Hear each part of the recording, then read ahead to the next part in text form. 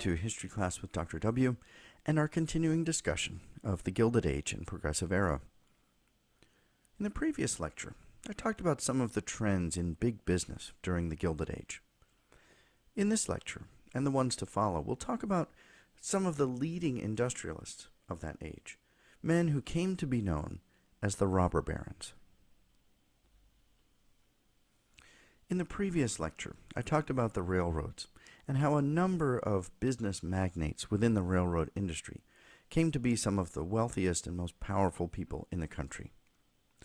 None of them was bigger than Cornelius Vanderbilt, who became one of the wealthiest Americans ever, and whose wealth continues to trickle down, even to the present day. Vanderbilt started his career working in the 1810s for his father in the ferry business in New York, and gradually acquired his own fleet of ferries. These early experiences on the water inspired his nickname, the Commodore, which stuck with him throughout his life. From there, Vanderbilt expanded his growing shipping empire to steamboats carrying freight on America's rivers, and steamships carrying goods and passengers across the ocean. In the years before the Civil War, Vanderbilt began purchasing interest in a number of the growing railroad companies, eventually becoming the central figure in New York's shipping, railroad, and transportation industries. It was Vanderbilt who pushed for the construction of New York City's vast Grand Central Station. With his interest in so many other industries came huge acquisitions of land, and Vanderbilt also became a real estate magnate. Vanderbilt became the primary example of conspicuous consumption, the lavish spending of the super-wealthy. He and his family built huge and elaborate palaces in which to live, most notably the Biltmore Estate, the largest residence in the country near Asheville, North Carolina, built by his grandson George and completed in 1895. Biltmore is also pictured in the title slide for these lectures. They also threw lavish parties, the more expensive the better. In a nation in which the have-nots struggled mightily, to many Americans, Vanderbilt and the other so-called robber barons became symbols of all that was wrong with the country. It was, in fact, Vanderbilt who was first called a robber baron in the 1850s for various unscrupulous dealings. Vanderbilt was not above accepting huge payments from rivals to ease up in his competition with them. The railroad was only the biggest and most important example of the rise of big business and industry during this period. There were many other examples, several of them driven by the railroads themselves. The second biggest business during this era was oil, and the kingpin of the oil industry was perhaps the greatest businessman in our nation's history, John D. Rockefeller. Rockefeller was a fierce competitor when it came to business. By 1880, his company, Standard Oil, was refining about 90% of the oil in the country.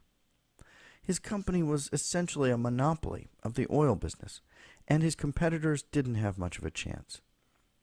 Rockefeller was so ruthless that he drove his own brother out of business. It was said that he had ways of making money you know nothing about. By the 1890s, the government was beginning to grow more concerned with controlling monopolies like Standard Oil, and Rockefeller was actually put out of business for a time in his home state of Ohio, but he resurfaced in New Jersey, none the worse for wear. While he was a fierce competitor, Rockefeller was also known as a generous philanthropist. He followed what was known as the gospel of wealth, which was sort of a code of ethics for the rich and famous. And actually, Andrew Carnegie, another of these so-called robber barons, was the author of an article called The Gospel of Wealth. Under this code, the wealthy should try to help provide opportunities for the poor to succeed.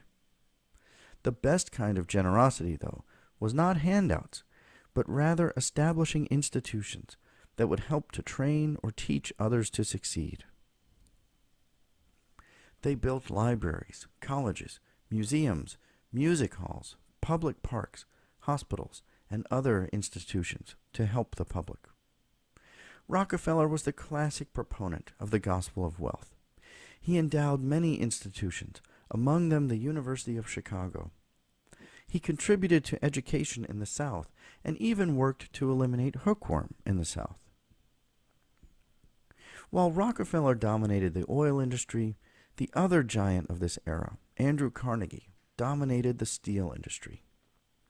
This was, of course, driven by the railroads. Carnegie as well promoted the idea of the gospel of wealth, and like Rockefeller, he was a fierce competitor. Carnegie integrated the steel industry vertically as well as horizontally, meaning that he controlled the sources of his iron, coal, shipping, and railroads, in addition to the making of steel itself.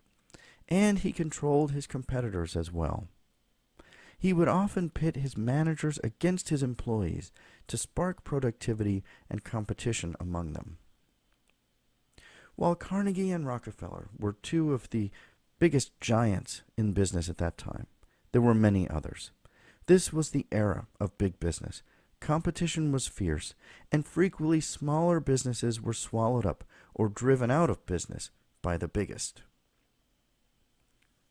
We'll continue talking about the giant businesses of this era and some of these robber barons in the next few lectures as well.